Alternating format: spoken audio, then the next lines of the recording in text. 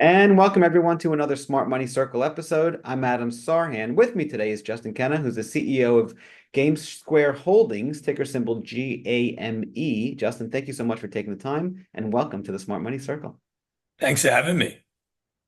I always like to ask Justin, can you tell us a little about your journey and how you got to where you are today, please? Yeah, my journey's a little unique. I'm Australian, so I've actually been over in the States for this is my 10th year over in America. Predominantly was on the West Coast. My background was sort of finance and strategy. Came over and was actually running finance and strategy for an experiential company in LA. Did a lot of work with Google and Nike and so forth.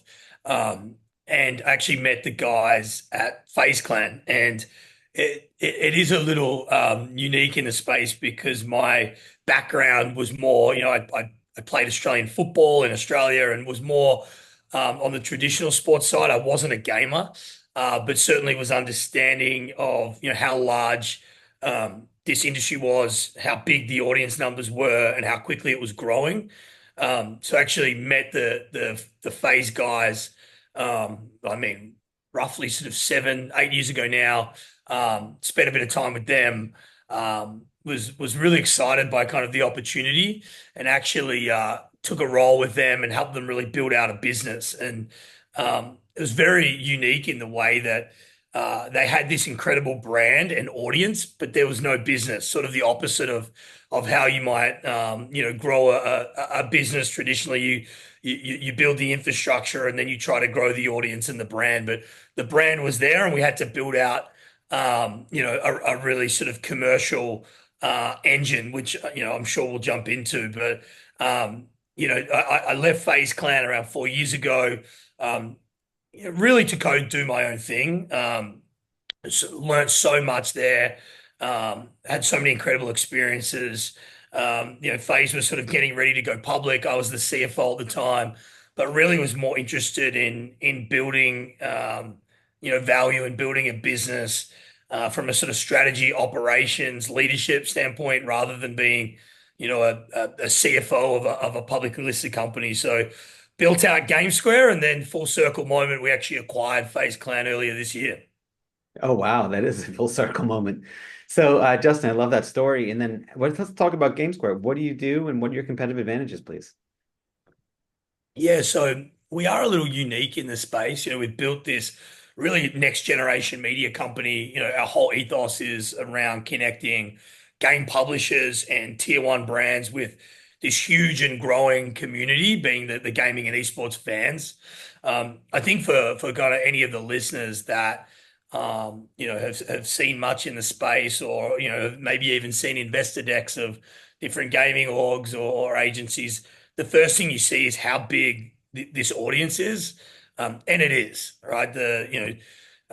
A stat that I think is pretty compelling is that 3 billion people around the world play games online in some description, and that competitive esports component, is well north of sort of 500 million in terms of total addressable market. So huge audience, but very fragmented and hard to reach. So we built an end-to-end platform that does exactly that, helps publishers and brands reach audience through sort of three main streams. One is technology with our SaaS businesses.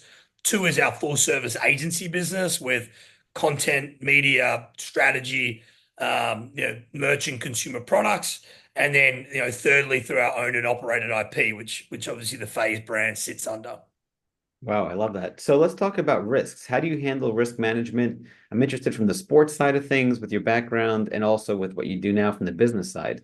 And what are some mistakes you see people make with respect to risk management? Yeah, it's an interesting one. I think certainly with sort of some of the macro headwinds that we've certainly faced over the past few years for um, you know having just being a company of our size in an industry that is obviously so new and growing so fast. Risk has been a big part of it. I think a way that we've built our company is we've built it in a way that I think gives shareholders exposure to the upside of this industry and how fast it's growing, but also de-risks in the way that we are game agnostic, and we have really diversified revenue streams. So some kind of examples there, even early days at FaZe Clan, we were in Overwatch, and Overwatch as a competitive esport. They actually were the first to move to a fully closed franchise league, which was requiring a pretty large upfront capital investment to buy a slot in this league. And we actually decided to go and sell our slot. And it was a very sort of intentional decision for us to be game agnostic and be an open league play, meaning that we could move in and out of games as they became popular. I think the reality was, and I think it proved to be right, was that these publishers were kind of pitching you on a 10-year ROI on these franchise leagues, and they'll go and invest money and marketing and so forth. But the reality was for Overwatch, there was nothing to say that that game was going to be relevant in 10 years' time. So we've been very intentional about really building out, I think, through a lens of traditional media and revenue streams like our SaaS businesses that have predictability and that real revenue while you sleep component, but giving upside to, I guess, the sexy story and the fast growing industry. So definitely diversified revenue streams. And from a gaming industry standpoint, certainly game agnostic rather than, really betting on any one game being, popular for a certain period of time. That's a good way. So you diversify the risk, if I understand you correctly. Yeah, absolutely. Love it. And then let's talk about timeless lessons. What are some timeless lessons that you've learned along the way that you'd like to share with the audience? You can talk about business, life, sports, anywhere you want to go. Yeah, for sure.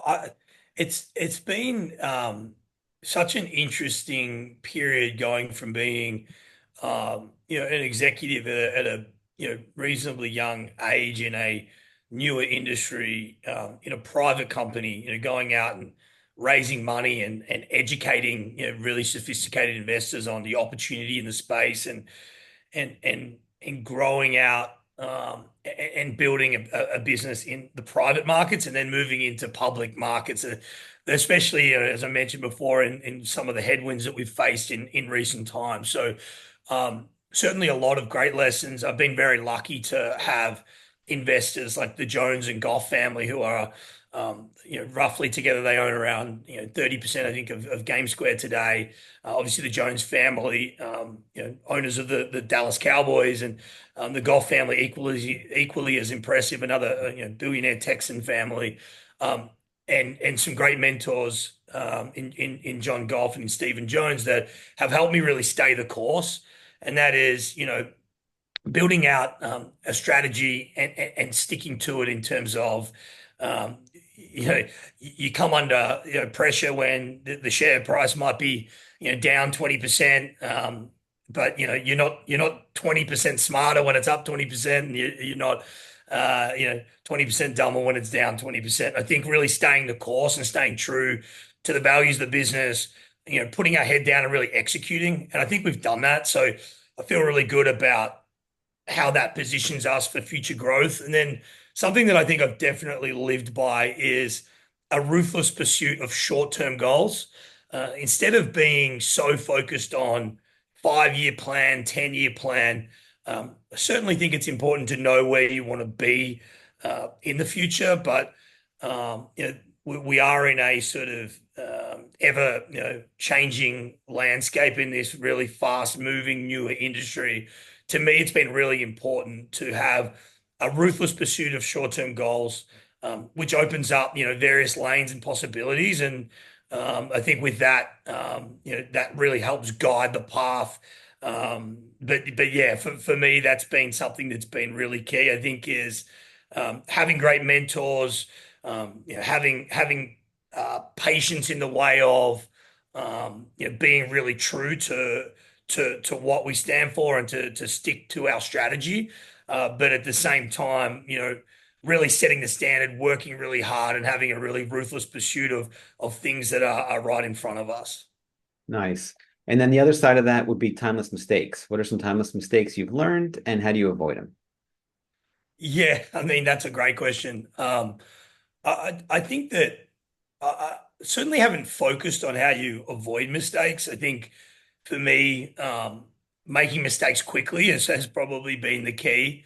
I think that even if you look at you know, eh, staff in your business, right? The reality is that not everybody is going to work out that you hire, and you also might be in a position where you lose good people. I think the way that I've always approached things is, to really um, to align and build with people that have that like-minded attitude of, hey, we're in this together, we want to build, and not every day is going to be perfect. Let's keep striving for improvement. Let's keep trying to get better.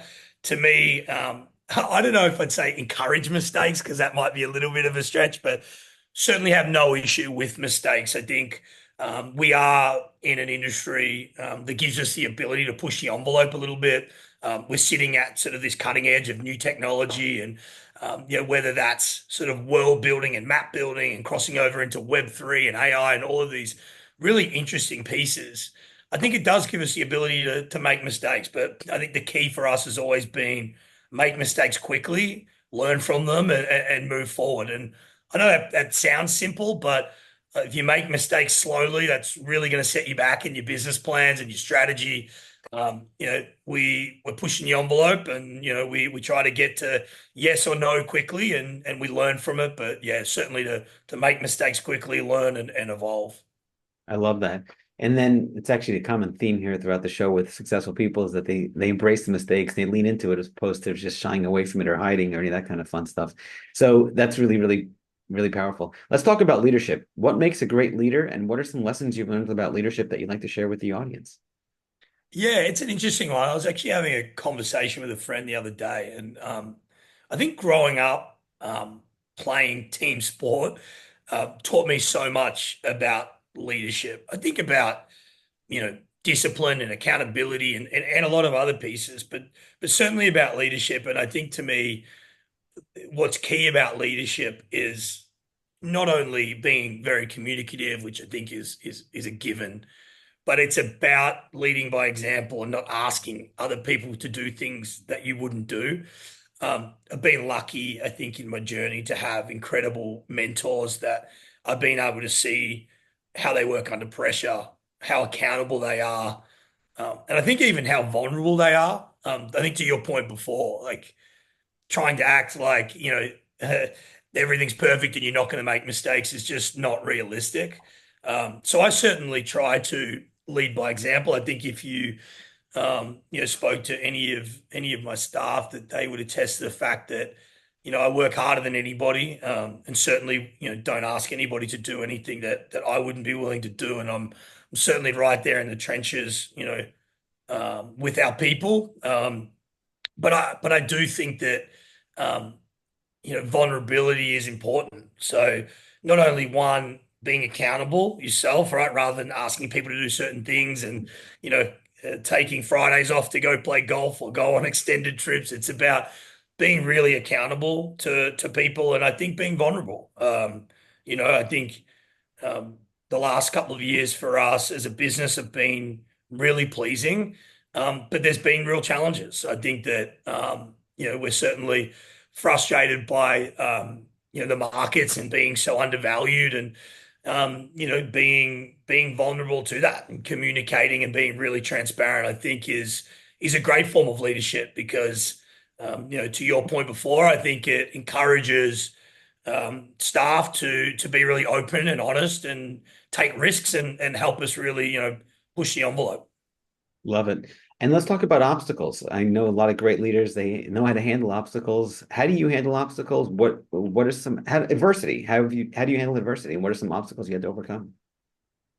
Yeah, I mean, probably sound like a little bit of a broken record, but I think our main obstacles have been macro, which is it's pleasing in some ways because I think it shows that we are controlling the controllables, and I think in some ways that's really all you can do. Um, but to me, again, it might be a little bit of a boring answer, but it's staying the course. I don't think that, again, share price is down X, that you've got to go and make some crazy splashy announcement or pivot or change strategy or, to us, we've been very true to the pillars of our business. We're very clear on, um, our vision and where we want to get to.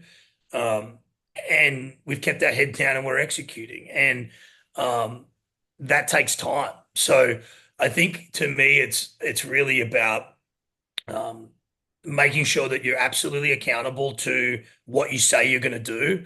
And I think the repetitiveness of, if you're continuing to do the things that you say you're going to do, you will overcome those obstacles ultimately. For us, obstacles are certainly, ad and brand spend was reducing and retracting in our space, over the past 18 months. I think we've stayed true with our relationships with brands. We did a lot of hand holding even when budgets were shrinking or going away. And I think that that's been really key to us being able to grow revenue and start to really translate and execute now as some of those budgets are coming back. I think an ability to sit at this sort of intersection of pop culture and new technology, in building out, new maps for brands and new experiences, something that, 5 years ago didn't exist and now is a key pillar of our agency business. So we're very true to what we're building, but I think we have sort of flexibility and adaptability. But to me, yeah, overcoming obstacles is, um, for us, has really been, they've been largely macro. It's being extremely accountable. It's being extremely communicative. It's being really repetitive um, in the way that we go about business and the way that we execute. It's doing what you say you will do. I love it. So, two questions for you. First is going to be the future of sports. I know that's part of GameSquare's mission and what you're doing. Can you speak to that a little bit for the audience that may not be familiar with what that means?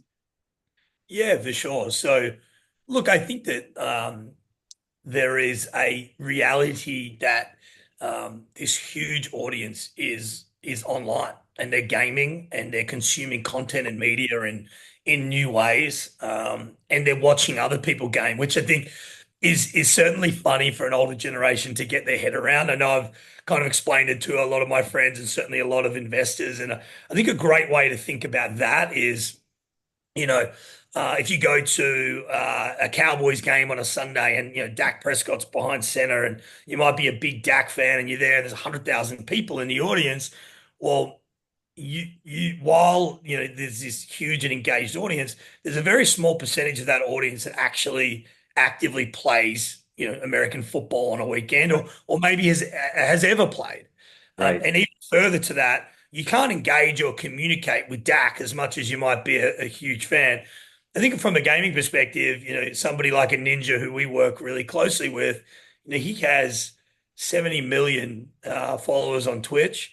He is, um, I don't know what his peak viewership is, but similar type audiences, right? That he's streaming to on a daily basis, so not once a week, on a daily basis. And at the peak of Fortnite, he's playing Fortnite, which has some of the largest participation in the world. So not only does he have this huge audience and a direct line to them, but they're really engaged, right? Because they play that game, they're picking up tips, and it's really entertaining because they're engaging with Ninja. They're sending donations. He's giving them shout outs. It's so, from that perspective, in terms of understanding, one, I think how skillful these guys are that are at the upper echelon, because there is, such a huge participation rate in some of these games, Call of Duty, Counter-Strike, etc. Yeah. Team-based games where there's so much skill involved. They're playing for huge prize money in massive sold-out arenas. To me, that's the future of sport. It's consuming this incredible entertainment product that's highly skilled, um, across new forms of media and engaging with fans in new ways. And I think from a traditional sports perspective, while that can represent some challenges, I think there's a lot of opportunity there as well in adapting some of those fan engagement tools and ways to really directly connect with audience. It's certainly something, I mentioned the Cowboys before, but it's certainly something that we work on actively with the Cowboys, around how do we future-proof their strategy? How do we help them build a global fan base, and really connect with their next generation of season ticket holder? Gotcha. No, that makes perfect sense. And then mapping was my second question for you. You mentioned that multiple times. Do you mind explaining to the audience what that means, please?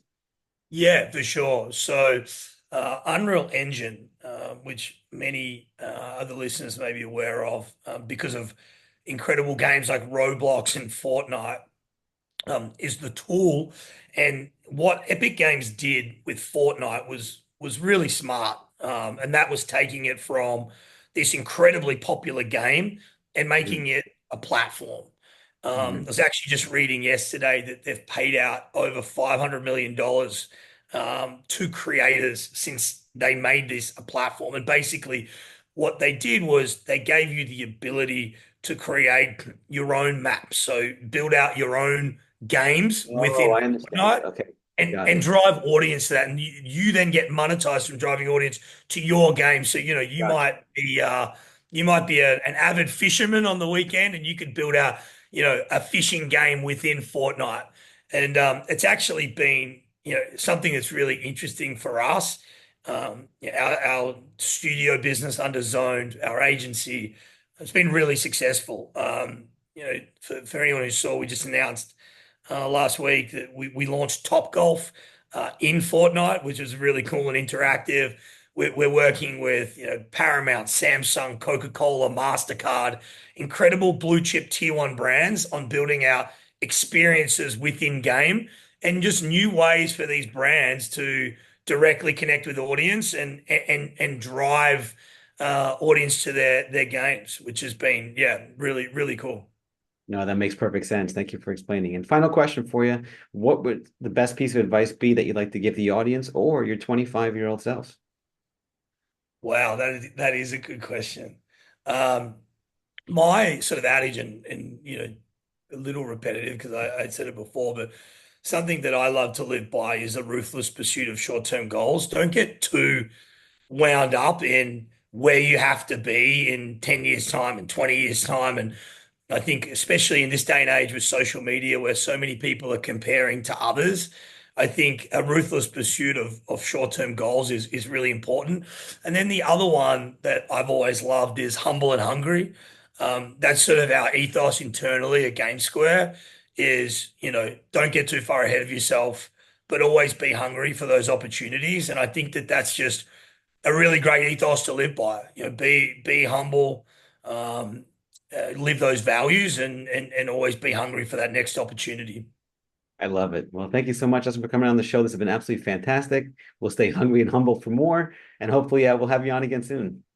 Thanks so much. Appreciate it.